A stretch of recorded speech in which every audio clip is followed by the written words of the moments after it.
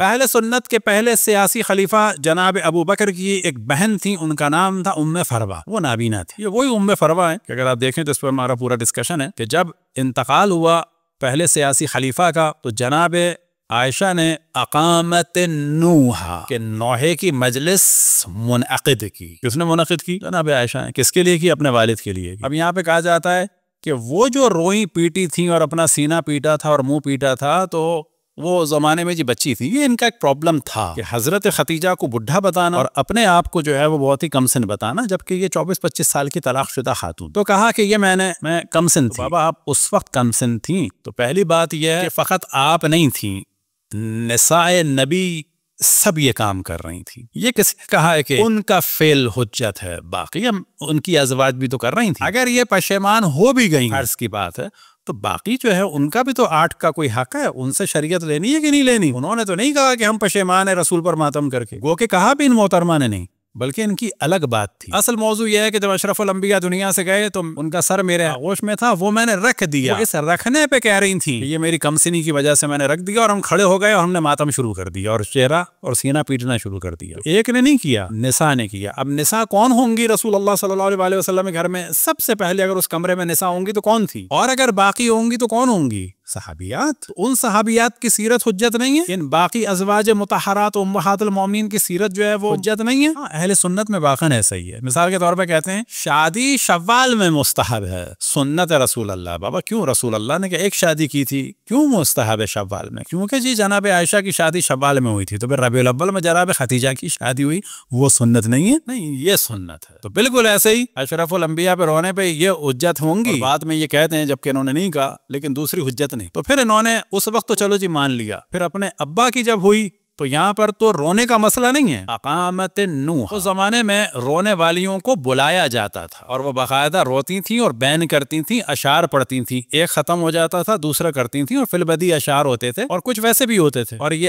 آج بھی عربوں میں ہے، سر کے ساتھ رو رہی ہوتی ہیں خواتین۔ اور اگر دیکھا ہو تو انڈیا میں بھی بعض جگہ ہے، اور پنجاب میں اور سرائے کی بیلٹ میں بھی بعض جگہ ہے، اور فی البدی خواتین رو رہی ہوتی ہیں اور مرنے والے کا ذکر کر رہی ہوتی ہیں، اور ایک ذرا اس میں سر ہوتا ہے، اور اسی کو کہا جاتا تھا کہ نوحہ ہے۔ تو دوسرے سیاسی خلیفہ نے حضرت عائشہ کے گھر پہ حملہ کیا اور حارث بن ولید، خالد بن ولید کے بھائی سے کہا اندر گھر میں داخل ہو جاؤ، جبکہ جناب عائشہ روکتی رہ گئیں کہ میرے گھر میں داخل نہ ہونا۔ انہوں نے بالکل چار دیواری کا خیال نہیں کیا، نہ حضرت فاطمہ سلام اللہ علیہ کی 4 دیواری کا خیال کیا، اور نہ حتیٰ کیونکہ پاور میں تو آ گئے کی ضرورت نہیں ہے، ان کی بھی چادر اور 4 دیواری کا خیال نہیں کیا۔ اب آپ کہیں گے چادر، ہاں چادر بھی۔ پھر ان موصوف نے کہا ساری عورتوں کو باہر نکالو، اور جو عورتیں نکلتی تھیں ان کو یہ کوڑا مارتے تھے، یہاں تک کہ خلیفہ سیاسی اول جناب ابو بکر کی بہن ام فروا جو بوڑھی خاتون تھی اور نابینا تھی، ان کو ایک کوڑا نہیں مارا، ضربات، کیا ہی کوڑے، تھپک تھپک جو ہے ان کے مارے، یہاں تک کہ خواتین کی چادریں گر گئیں۔ چادر کا خیال نہ 4 دیواری کا خیال۔ یہ تھی ام فروا جو ضمن ہم نے توجہ دلا دی۔ ام فروا نابینا تھی، پہلے سیاسی خلیفہ اہل سنت کی بہن تھی، اور ان کی شادی ہوئی تھی اشعث بن قیس کندی لعنت اللہ علیہ۔ اب ممکن ہے کہ اہل سنت اس کو صحابی بنا دیں، نہ وہ تو آپ کے حساب سے بھی خوارج میں سے تھا، خوارج میں شامل ہو گیا تھا۔ اس آدمی کا کیا ہوا کہ بظاہر یہ لوگ یمن والے مسلمان ہو گئے تھے، یمن کا تھا، یہ قبیلہ کندا کا تھا، بظاہر مسلمان ہو گئے تھے، لیکن جیسے ہی رسول اللہ صلی اللہ علیہ وسلم دنیا سے گئے تو یہ بھی مرتد ہو گیا تھا، اشعث بن قیس کندی۔ اب یہاں سے رشتے ان کے شروع کریں ذرا۔ اشعث بن قیس کندی مرتد ہو گیا، پھر جب یمن والوں کو گرفتار کیا تو اس میں یہ بھی گرفتار ہوا، جب یہ گرفتار ہو کے آیا تو اس نے معافی مانگی، اور سنت کے پہلے سیاسی خلیفہ جناب ابو بکر نے معاف کر دیا، اور شاید اسی بنیاد پہ معاف کیا کہ میری نابینا بہن سے شادی کر لو، تو پھر ان کی نابینا بہن سے شادی کر کے ان کی جان تو بچ گئی۔ اچھا، یہ فقط خود نہیں کافر ہوا تھا، مرتد ہوا، اس کی ایک بہن تھی، اس کا نام تھا قتیلہ بن قیس کندی، اور قتیلہ جو ہے وہ رسول اللہ صلی اللہ علیہ وسلم کی زوجہ تھی، اس کا تو ذکر ہی نہیں کرتے، کہتے ہیں کہ نہیں اس کی رخصتی نہیں ہوئی تھی۔ بابا رخصتی ہوئی یا نہیں ہوئی، بالآخر ماں تو ہے وہ۔ بابا رسول اللہ کا جب نکاح ہو گیا، ماں بنی آپ کی کہ نہیں بنی؟ وہ کافر ہو گئی تھی، مرتد ہو گئی تھی، مسیلمہ کذاب کی پروموٹر ہو گئی، اس کے دین کو آگے پھیلا رہی۔ یہاں سے پتہ چلا کہ امہات المؤمنین میں سے ایک کافر بھی ہو گئی تھی، قتیلہ بن قیس کندی۔ یہ قتیلہ بن قیس کندی کون ہے؟ اشعث بن قیس کندی کی بہن ہے۔ یہ خاندان ہی عجیب ہے پلید۔ اس کی بیٹی ہے جعدہ بنت اشعث لعنت اللہ علیہ، اس نے امام حسن کو زہر دی. اب اس زہر دینے میں کہا جاتا ہے کہ معاویہ نے دلوایا. ممکن ہے معاویہ نے زہر کا کہا ہو, لیکن بغض کے لیے ممکن ہے کہ اس میں جناب عائشہ نے بھی پارٹ پلے کیا ہو, کیونکہ وہ ان کی سگی پھوپھیزاد بہن ہے. معاویہ اتنا کلوز نہیں ہے جعدہ بنت اشس سے, اور ایک وہ آدمی اتنا ہو بھی نہیں سکتا کہ دن رات بیٹھے. یہ جو بغض امام حسن اور بغض اہل بیت ڈیولپ کیا ہے تو وہ باپ کی طرف سے تھا. لیکن یہاں پہ سوال یہ پیدا ہوتا ہے کہ کیا جناب عائشہ نے اپنی پھوپھیزاد بہن کے اس بغض کو کم کرنے کے لیے کچھ کیا یا نہیں کیا؟ تو بظاہر لگتا ہے نہیں کیا.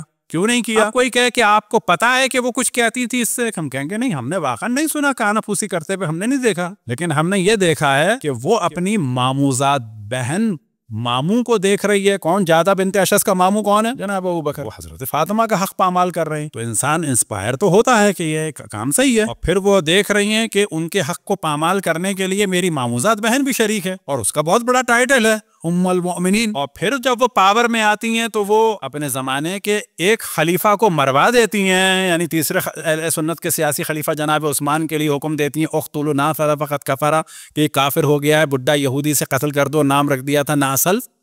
اور یہاں پر ہم سوال کر سکتے ہیں کہ ہم جب گنتی کریں تو پہلے خلیفہ کون ہو گئے اہل سنت کے؟ جناب ابو بکر. دوسرے خلیفہ کا نام کیا ہے؟ جناب عمر. تیسرے خلیفہ کا نام کیا ہے؟ تو یہاں پہ سوال کہیں کون سا نام بتائیں, وہ جو ان کے ماں باپ نے رکھا تھا یا وہ نام جو جناب عائشہ نے رکھا تھا؟ بظاہر تو ایسا لگتا ہے کہ جو حضرت عائشہ نے نام رکھا ہے وہ مقدم ہے, کیونکہ وہ عرفہ اور اعلیٰ ہے, ام المؤمنین ہے, مقام بلند ہے. اور اہل سنت میں روایات ہیں خوذوا شطر دینکم, اور بعض جگہ یہ خوذوا دینکم من حمیرہ, کہ اپنا دین, کہ معاذ اللہ رسول اللہ نے فرمایا کہ تم لوگ اپنا دین جو ہے حمیرہ سے. جب حضرت حمیرہ سے دین لینا ہے تو ہم نے یہ بھی ان سے لے لیا کہ انہوں نے ٹائٹل دیا تیسرے خلیفہ کو نعسل, نون عین نا سے لام نعسل. نعسل کون تھا؟ مدینہ میں لمبی داڑھی کا یہودی تھا, اس سے شکل ملتی تھی ان کے تیسرے سیاسی خلیفہ کی, اور جناب عائشہ فرماتی تھیں کہ یہ نعسل ہے. تو کہا جائے گا یہ نام زیادہ مناسب ہے, کیونکہ ظاہر ہے کہ ان کے ماں باپ سے زیادہ افضل جناب عائشہ ہیں, اور جب دین ان سے لینا چاہیے تو نام بھی ان سے لینا چاہیے. صلوات پڑھیں پر محمد. یہاں پہ کہا جائے گا کہ جعدہ بنت اشس کو بالآخر انہوں نے کہا ہو یا نہ کہا ہو, ان کا ایٹیٹیوڈ باغی بنا رہا. جو کچھ واقع کربلا میں ہوا وہ ان خاتون کا زور چلتا تو مولا امیر المومنین کو چھوڑ دیتی. واضح جلوہ نظر آتا ہے کہ جب ان کے ہتھے چڑھے, یہ ہم بار بار توجہ دلاتے ہیں, بصرہ میں جب پنجابی ان کے ہتھے چڑھے, کون پنجابی؟ زت. زت کون ہے؟ جن کو کیا کہتے ہیں؟ جاٹ, یا انڈیا میں جٹ بھی کہتے ہیں, جاٹ بھی کہتے ہیں. ہریانہ والے جٹ کہتے ہیں, باقی پنجاب والے جاٹ کہتے ہیں. عربی میں ان کو زت کہتے ہیں. ان زتوں کو, کہ جو مولا امیر المومنین کے کمانڈر تھے اور خصوصاً سیکیورٹی پر خزانے کے تھے, یہ بہت اہم موضوع ہے, مولا امیر المومنین کے جو سیکیورٹی پر کمانڈر تھے وہ جاٹ تھے.